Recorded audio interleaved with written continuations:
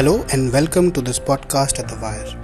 My name is Kabir, and for today's edition, we spoke to Simon Evans, who is Deputy Editor and Policy Editor at Carbon Brief, a UK based publication that focuses on climate science, climate policy, and energy policy. We talked about the kind of role media organizations ought to play in climate communication and what's wrong with media coverage of climate negotiations and climate summits.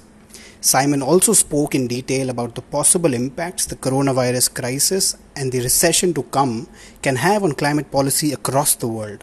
He explains how climate diplomacy works or doesn't work, at one point using the example of a potluck dinner. We also touched upon the role individual attitudes and actions can play in reducing emissions, how quickly emissions can bounce back after the pandemic is over, the European Union's COVID recovery deal, and more. It's a fascinating episode. Welcome, Simon. Thanks for joining us for this chat. First of all, how are you? How have you been dealing with this extraordinary situation that all of us have been facing now for the last 4 months? So, professionally, we've managed more or less to carry on kind of business as usual for Carbon Brief, and I suppose an online publication is quite well placed. We were already set up for kind of remote working from home, and so the fact that none of us have been into the office since March hasn't mattered too much. I suppose that the challenges have been personal ones, and affecting different people in different ways. So my personal challenge has been just a family one, managing a toddler with my wife, because we're both working full time. And for several months, we didn't have any childcare. Normally our daughter goes to nursery 5 days a week, and even now she's only 3 days a week. So I'm pretty sure my productivity has been affected. My working hours have definitely been reduced, but we're getting on okay, and we haven't faced any of the I guess more difficult and tragic losses that some other people have faced, including people close to me.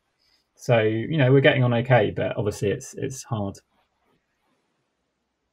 And you tell me that the toddler might decide to intervene during the recording of this podcast as well. Yes, yeah, she's downstairs playing with her mum. We'll see if she may decide to try and make an unannounced entry, but we'll deal with that if it happens. She did appear on BBC Radio Scotland a few weeks ago when I was recording an interview live, and she started shouting, "Daddy, Daddy, Daddy, can I have a biscuit?" But yeah, that's excellent. Okay, so tell us a little bit about Carbon Brief. It's read, quite widely amongst the energy policy and climate policy circles in India. But tell us a little bit more about what the work Carbon Brief does, the space that it occupies. Yeah, so Carbon Brief was, so first of all, we're based in the UK primarily. Our office is in London, but we've got a kind of climate science contributor who's based in San Francisco, and we've done quite a lot of work over the last 6 months with some analysts. One's in Helsinki, and he works with some other people in India and China, so reporting on the latest energy trends as they relate to climate change in those countries. But we are primarily a UK-based publication, and I guess we kind of started in what was really quite a different era, I guess you might say. And the idea was that, at the time, we were going back kind of 10 years roughly, media coverage of climate science in particular in the UK was often pretty poor.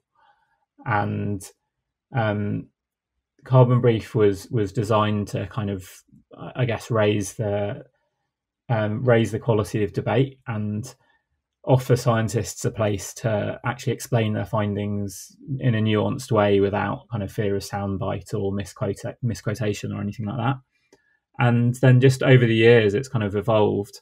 And so not only climate science now, we also do, as you mentioned, climate policy and lots of energy trends analysis that relates to climate change. And I guess I would say, the way I would see it is like, if you take, for example, the annual UN climate summits that happen every year, this year being an exception, obviously, because of the coronavirus crisis,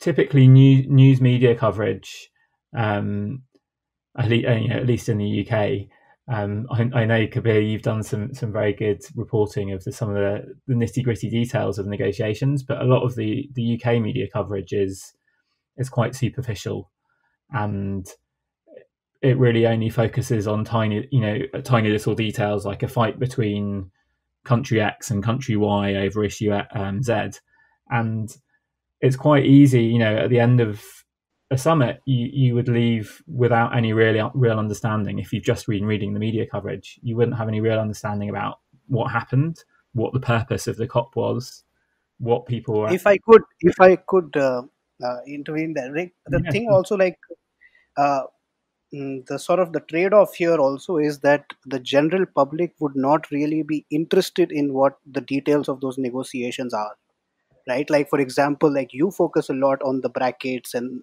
what exactly is going on, how things evolve, but to make the regular person interested in those is something that I also struggled with last year. So perhaps, how do you think of that? Perhaps that could be the reason that some of these publications don't really get into it. yeah. So I think that's fair, and I guess there's two responses to that. One is that it's not. We shouldn't necessarily expect the general public to take an interest in those finer details, but I think what I would say is that media coverage which leaves the general public with a misleading impression of what the purpose of the COP actually is not so helpful. And I think that the sort of reductive way that it often gets written up is unhelpful. A lot of people, even those that in theory know about climate negotiations, imagine that the purpose of the COP is for countries to turn up every year and have a fight over targets and to agree or not agree on higher ambition. And so that says to me that something's gone wrong with the media coverage. And Carbon Brief, I guess, exists at least in part to try and improve that situation. One of our most important audiences is actually other journalists who we hope read the detailed stuff that we write and then inform their own reporting with that. And that maybe I wouldn't expect them to go to the same level of detail and try and interest the general public in those kind of nitty gritty details, but nevertheless they maybe can inform the public more accurately about what the purpose of the COP is, if you see what I mean. Last year at COP was my first time, and I was overwhelmed, to be honest, in the initial few days because, like you said, perhaps because of the kind of media coverage of COP, that you have a very different impression of it going in, and what actually happens is completely different, and that's not really widely, like you said, not widely reported in such a manner. Perhaps that's changing now. Do you see that changing? Honestly, I don't think I do.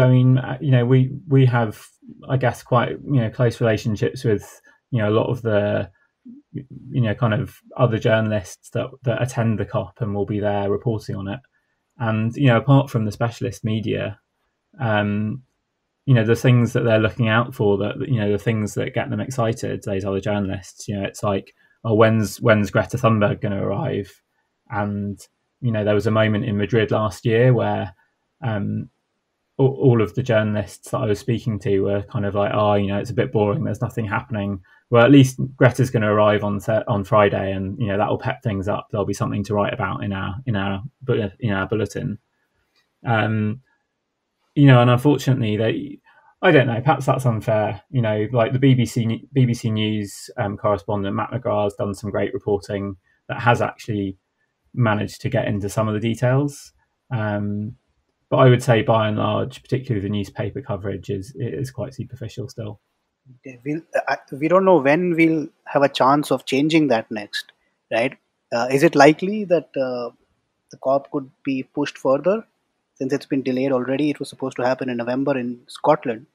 What So, do you think? Is there any movement on that? so as far as I understand, they've now agreed to move it a full year. So instead of November 2020, it's going to be November 2021.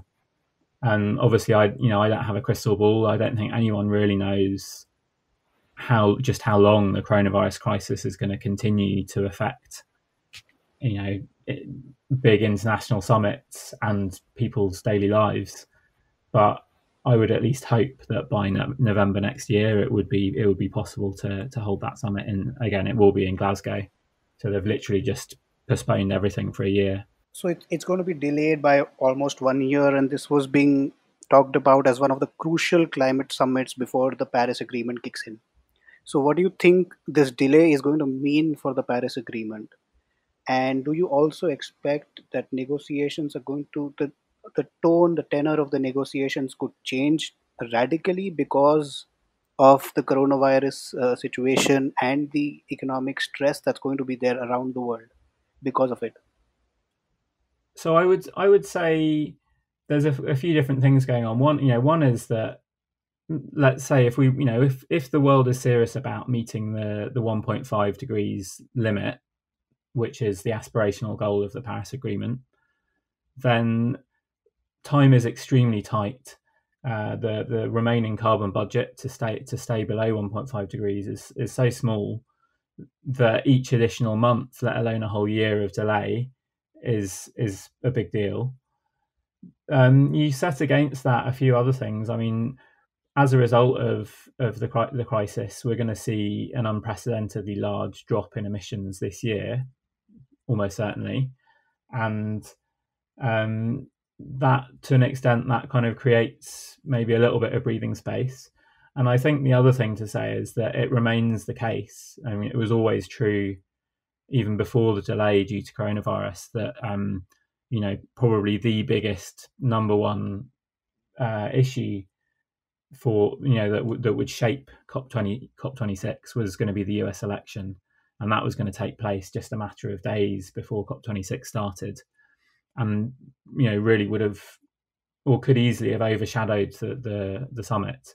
Now we have a situation where there's going to be a full year, and whoever's the next president, whether it's another term for Trump or whether it's going to be Joe Biden, that the new president will have been in place for a while.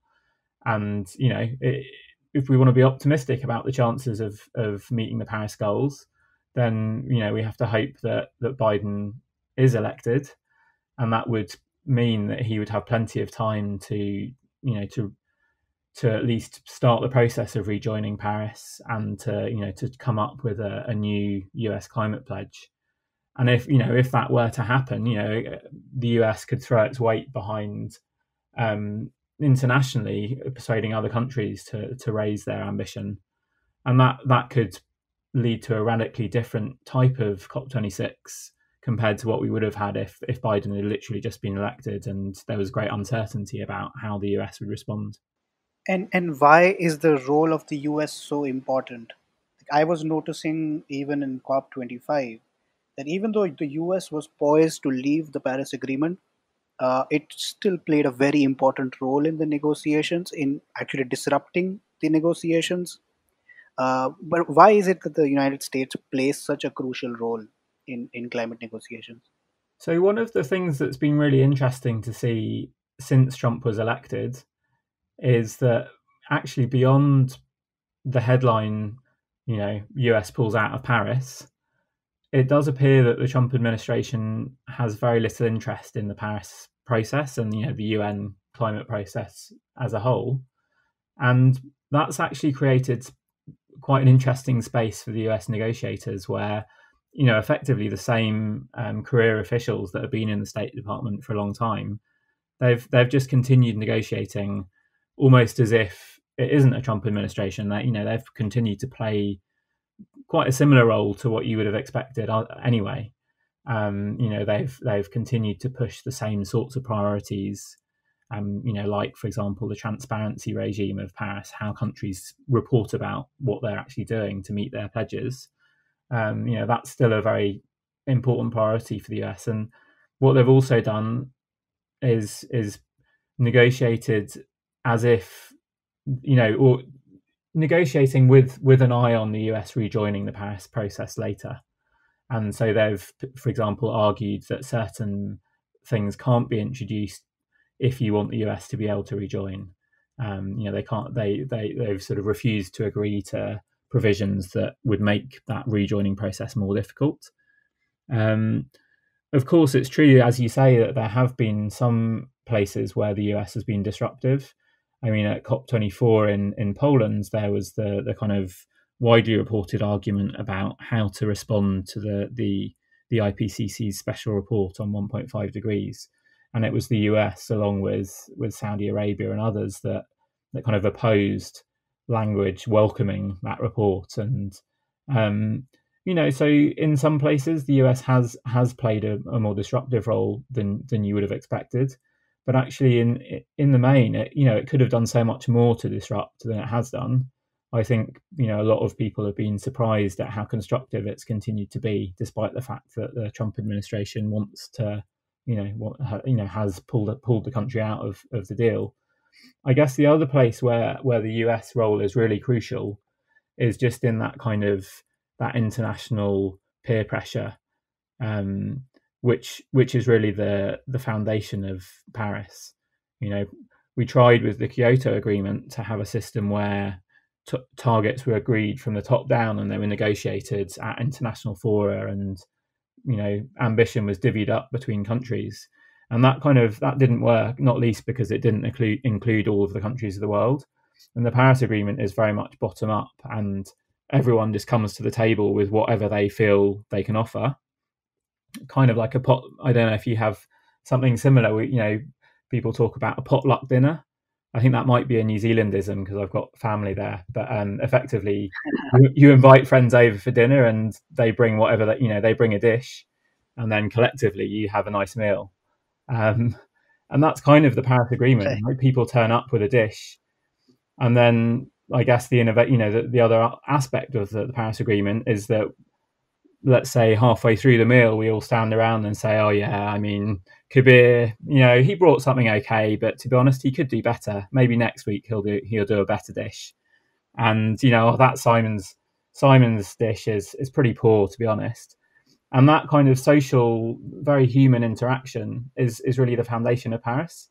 And so the US diplomatically is obviously very important. It's the biggest economy in the world. It's one of the top emitters, and its absence from that international peer pressure and kind of social circle discussing and reviewing and encouraging people to come up with more ambitious climate goals has been extremely noticeable.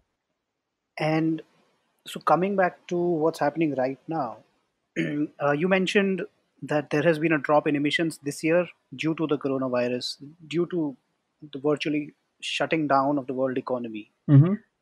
And you say that that's likely to show up even at the end of the year, that the total carbon emissions this year might come down. How large is that reduction? What do the numbers say? So what's been quite interesting about the coronavirus crisis is that we've seen some really big innovations in how people monitor global carbon emissions. So historically, we've had to wait. I mean, let's say for the UK example, the UK doesn't report its annual carbon emissions until several months after the fact. So in March every year, the government publishes estimates of its carbon emissions for the previous year, and the official reporting happens much later. And countries like India or China, they take even several years to report on their carbon emissions officially. And what we've had during the coronavirus crisis is that there have been a number of different teams and organizations attempting to make estimates of the carbon emissions impact in close to real time. So there was a paper published in Nature Climate Change relatively recently that estimated global carbon emissions on a daily basis for the first few months of the year. And what they found was that at the peak of the crisis, global emissions were down by about 17%. I mean, one of the responses to that that's been quite prevalent has been, well, we shut down the global economy and all we got was this measly 17% reduction. What gives? How the hell are we meant to, tackle climate change if that's all we get from such a huge kind of disruption to daily life and economic activity? And I guess there's a couple of responses to that. One of which is that that reflects different countries doing different things at different times. So, the impact of lockdown in China was felt relatively early in the year. And then by the time April came around, when, a lot of Europe and North America was in lockdown, and we had this 17% reduction in emissions, that was at a point where China was already recovering and starting to return to normal. Anyway, looking across the rest of the year, I mean, it's really a challenge, and the projections have changed. And we also see a pretty steep rise in emissions in China now. Is that correct? Yeah. So we reported some analysis at Carbon Brief showing that in May, emissions in China had kind of surged past their pre-pandemic levels. So May 2020 emissions were higher than May 2019 emissions. Basically, the data suggests that heavy industry and the polluting parts of the Chinese economy were recovering more quickly than, let's say, like consumption and services. And that, I guess, kind of makes sense. Factories reopen even at a point where people aren't necessarily leaving the house and going to the cinema or restaurants or whatever. And that, so different bits of economic activity are taking more or less time to respond, to recover. Sorry. Yeah. So, I mean, that's changed the narrative. There was this great hopefulness, I think, early in the lockdown, like, wow, everything's going to change, and people have suddenly noticed clear skies and a lack of air pollution, and emissions have plummeted, and there's this great opportunity to shift gear and not only flatten the curve of coronavirus cases, but also flatten the curve of global emissions. And we're now kind of in the kind of a bit of a pushback to that idea, where people are saying, oh, emissions are surging back so quickly, it's just going to go back just as bad as it was before. And I think initially there was a lot of optimism, at least I think by March and early April, that this is likely to wake people into acting about climate change, that we will be in a new world, people will be more aware about risk and more willing to suffer to try and avoid them. But that narrative seems to have diluted a little bit over the last couple of months. I think it's faded, but there will be some lasting effects, I would say. Just to give one, I think the sort of strongest example that I could give would be around working arrangements.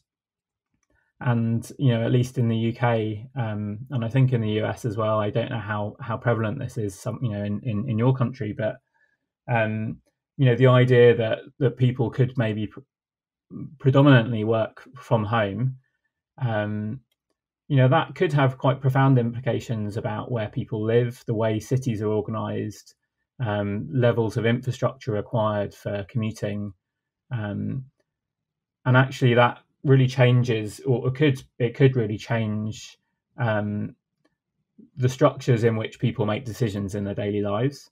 Another of the aspects that's been quite interesting to watch during the coronavirus crisis has been the argument about how powerful individual decisions can be in tackling emissions. If we've basically all sat at home and we haven't got on planes and we haven't driven cars and emissions haven't fallen all that much, people said, oh, well, individual action can't change things. And I think that's sort of right, but it's also wrong, because individual actions are shaped by the world around us, and you can only get on a bus if there is a good bus service, for example. So I think attitudes will shift longer term to an extent, or there's potential that they could do. And I also think that the parameters of the debate have shifted. The idea that we could talk about spending less money on building roads and spending more money on cycling and walking, that, again, this is a UK perspective, but that debate has definitely shifted.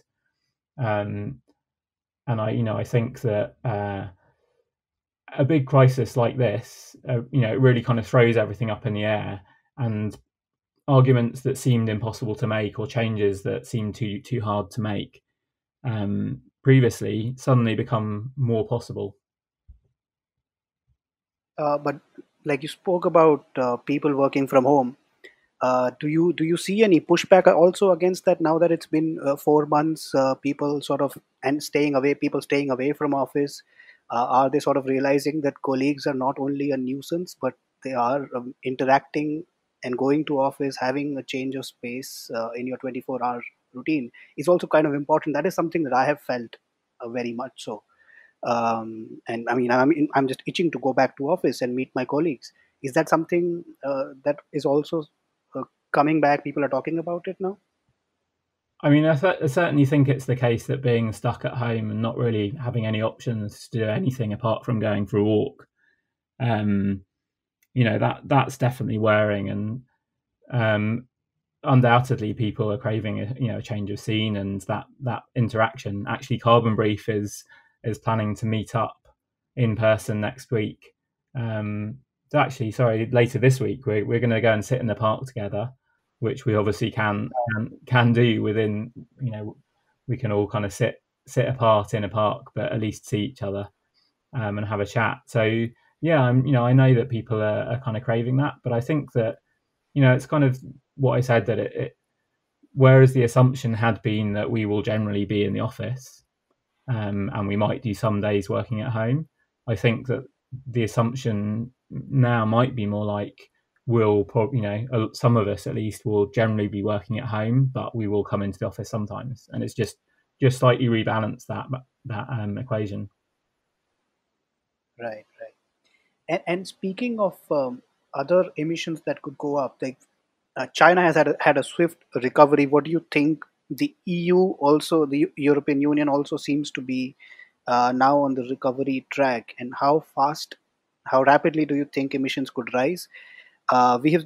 Just as we speak, we are recording this on the 21st of July. The European Union has struck a 750 billion euros recovery plan deal for the EU. How significant a role could that play in curbing emissions over the next year or so? So, I mean, the European Union deal that they've agreed overnight, it's a significant amount of money. I don't think we should kid ourselves that there isn't going to be a painful recession coming, and as much as it's true that the coronavirus, the experience of this crisis, will shape people's attitudes and debates in the future, I think that for a lot of people, the recession and job losses and so on will perhaps shape their experience to a much greater degree, and I don't think we should forget that, and that maybe speaks to the idea that people actually might be less interested in climate. I mean, one of the things that happened with the agreement of this European deal was that they had set aside, initially the proposal was to set aside, I think it was 40 billion euros for what they were calling a just transition fund. So the idea was to support workers and regions that rely on fossil fuels, whether it's coal mining or whatever. And the idea was to support them as the EU moves towards net zero target for 2050. And as part of the haggling in the deal that's been agreed overnight, they've reduced that from 40 billion to 10 billion. So, that perhaps speaks to the fact that, in times of crisis, perhaps people are more focused on jobs and the bottom line. But, also the deal does sort of earmark 30% of that fund and the wider EU budget for the next 7 years towards climate measures, and they've also said that even the rest of the money should be spent in line with the Paris Agreement goals. So I think they're clearly, at least politically, making it a big part of their plans for recovery. And speaking about jobs, this jobs argument, what do you think about the jobs argument? This is, I mean, I understand that it would vary from region to region, from sector to sector. But take looking at the example of just India, coal mining jobs are critical to some of the most vulnerable communities in some of the most backward districts in the country. And the renewables, on the other hand, offer very different kind of job. And perhaps not as many jobs, would not be able to employ as many people as the coal sector would be. So how does that trade off work? What do you think is the right mix? What could countries do there? So I think one of the interesting things about this crisis is that it's um, what it's doing. I mean, obviously, it's creating an enormous amount of economic stress, and effectively, what that does is it kind of accelerates things that were going to happen anyway. So if you have a company that's been struggling financially, and perhaps its prospects are diminishing because of wider trends not related to coronavirus, then the current crisis kind of accelerates or kind of brings to a head the crisis that industry or company was facing. So I think that there's maybe some of that playing out, and I suppose you could say there's choices for India, for the government, as to how to approach that, and you obviously can choose to prop up and try to perpetuate the struggling industry, um, or you can look at ways to support new industries and at the same time ease the stress of that struggling industry as it effectively winds down.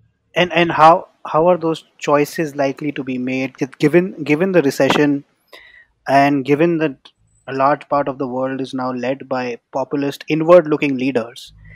Is it likely that they are going to look at the short term impact that they could make by certain policies and win, and which could help them in winning the next election or being in power for longer, and that perhaps might not be aligned with the long term perspective that we are looking at? Yeah, so I'm certainly not an expert on Indian politics, but it's notable that one of the things that Modi has emphasized in terms of responding to the crisis and bringing about a recovery in India, he's made a big play on the auctioning of coal blocks and opening it up to foreign companies, and there's perhaps question marks over how likely that auction is to succeed, and the longer term prospects of coal in India relative to renewables and so on. But the very fact that he's chosen to make that a focus is obviously significant, and that says something about what he considers to be politically profitable, if you see what I mean. That and that could also be true for the United States, for Brazil, for example, which are also large emitters. Yeah, absolutely. I mean, I haven't followed what's been going on in Brazil in terms of how they're planning to recover from the coronavirus crisis. But what's interesting about the US situation is that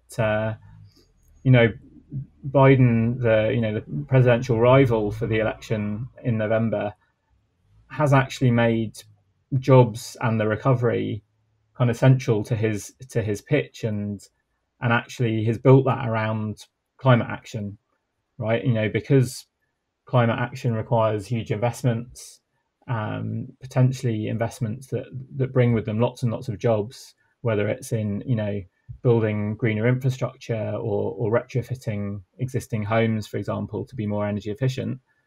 Um, there is potential synergy between recovery and climate, and certainly the evidence, from organisations like the International Energy Agency suggests that actually there could be a great deal of overlap, and sort of co-benefit between investing money to recover from this crisis and also getting closer to being on track with global climate goals. So it's just a question of whether politicians are willing to accept that evidence and actually act on it, or whether, as you suggest, they might be more focused on kind of domestic political priorities. And another aspect, and another reason why the coronavirus could impact climate policy is that global institutions haven't exactly covered themselves in glory in the last few months in dealing with the pandemic. Do you think that trust in global institutions, which are critical to curbing emissions, could also decline as a result of that? It's really hard to judge. I mean, the US had already pulled itself out of the Paris Agreement. Now they've withdrawn funding from the WHO. I guess we're at this. We're at quite a challenging time in geopolitical terms. One of the hopes for COP26 had been, in the absence of a strong US president pushing for global climate ambition, the hope had been that the EU might work with China and that they would jointly kind of be the driving force of global ambition raising this year. And actually we're in a situation where, the diplomatic row over, China's treatment of the Uyghur Muslims and, big fight with the UK over extradition treaty on Hong Kong and the democracy protests there. And as you mentioned, all the populist leaders around the world. So really, I think even before the coronavirus crisis at the start of this year, I guess I would say I was relatively pessimistic about the prospects for COP26 and that kind of international mechanism. Whether it's been more damaged by the crisis or whether actually out of this crisis it throws everything up in the air and there's an opportunity for things to change and perhaps go in a more positive direction, I don't know. I think I probably But are you more pessimistic than you were in January? I mean, I guess from the point of view, I mean, I don't know about that kind of global governance question that you posed about, international institutions.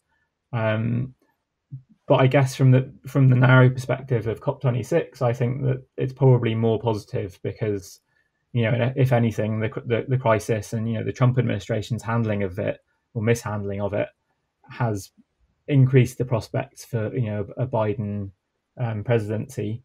And what I mentioned, that there's time before COP26 once Biden's actually in the White House if he is elected, and that could really dramatically shift things.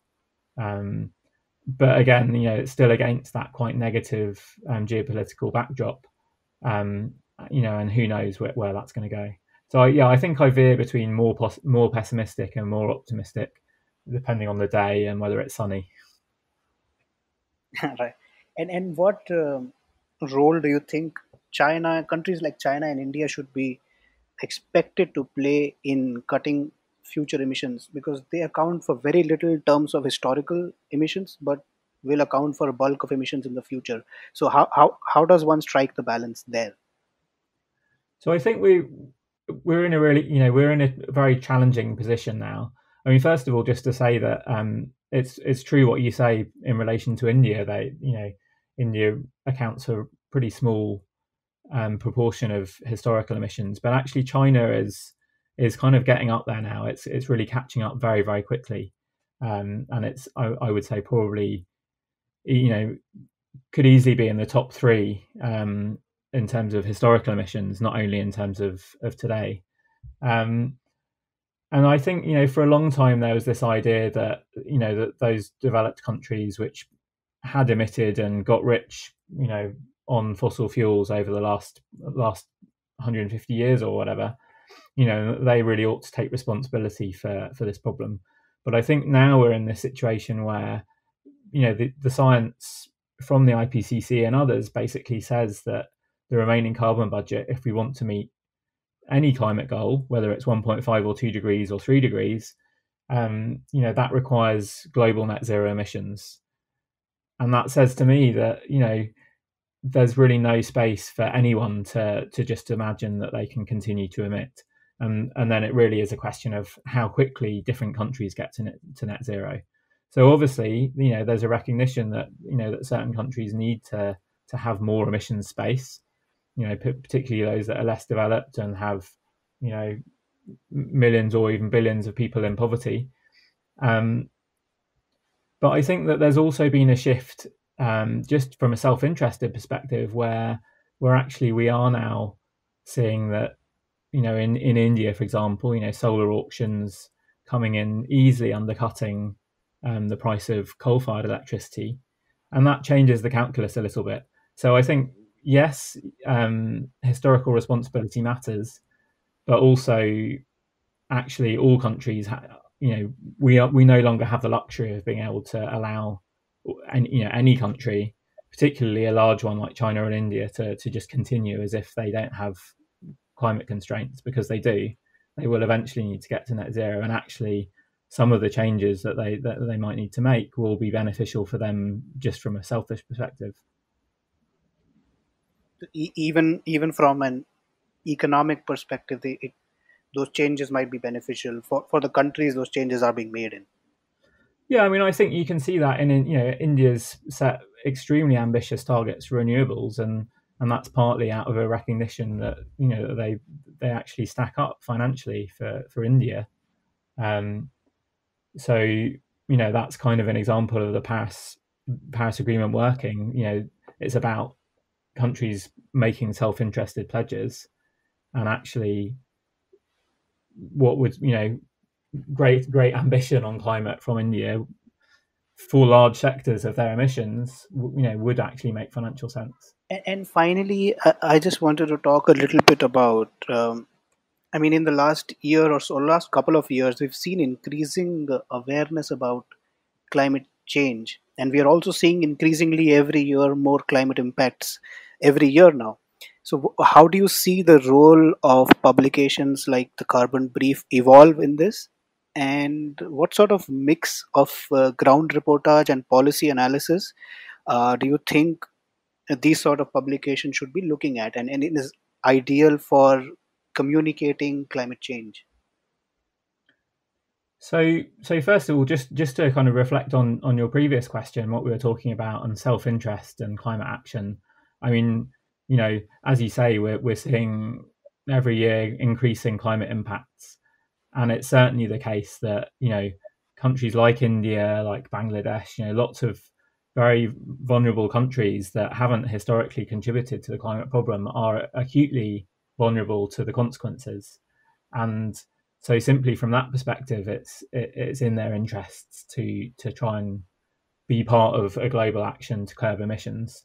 Just in and then in terms of the kind of reportage question and how that's evolving, I mean, I think we've seen over the last year or so a huge increase in the level or the volume of coverage of climate as an issue. There have been kind of waves of interest in climate in the past, but we're definitely in a moment, and that's been slightly tempered by the current crisis. But I think it's still there, and lots of organisations, the BBC in the UK is a good example. They've massively upped their game in terms of how much and how deeply and how well they cover climate change. So I think that's definitely a good thing. I think in terms of one of the things people have talked about a lot is this idea that you need to make climate change is this remote problem, and carbon dioxide is invisible, and a lot of impacts are in the future. But I think we're now seeing that actually that's not really true, and we're kind of living climate change now. And so on the ground reporting of that is vital. And I guess there's also a case of needing to join the dots. So often, even now, we see reportage of record floods or wildfires or whatever that certainly in the first wave of reporting, when we had the bushfire crisis in Australia, for example, the first wave of reporting didn't really talk about climate change. And then that, as that crisis wore on, people started to talk about climate and how it would, how it might have been linked to the events. But that isn't always the case. You have, we've recently seen record rains in China and huge amounts of flooding there. And at least in the reporting I've seen, that hasn't been a link made between the fact that climate change is already making intense rainfall worse. So there's still some way to go on that. And in terms of the carbon brief specifically, I guess we're never going to do that kind of on the ground reporting and the kind of human interest stories, which I do think are vital and quite, and it's great to see more of that. And there's always space for more of that kind of reporting. But I guess Carbon Brief operates in a kind of a niche that is much more about the policy analysis, the narratives that come out of energy trends, and what's happening and how global energy use is changing. So I think that there's really plenty of space in media world for all of those things to coexist and feed off each other. I guess the other thing that the media at the moment is continuing to be in crisis, and coronavirus has exacerbated that with advertising revenues. Certainly in the UK, we've seen lots of job losses at institutions like The Guardian, but lots of other publications have also been shedding jobs, and that's really challenging. We need media coverage of climate change more than ever, and yet the very reporters that are supposed to be doing that are kind of losing jobs. And I guess Carbon Brief is very fortunate in that we're grant funded, and so we're very privileged to have that funding and to not be subject to those outside financial pressures due to advertising revenue and subscriptions and so on. Thanks a lot, Simon. Great talking to you. Great insight. Thanks a lot for taking time out on what must be a busy day for you, given the EU deal. Great talking to you. Thanks, Kabir. Yeah, it was a pleasure. Enjoyed it.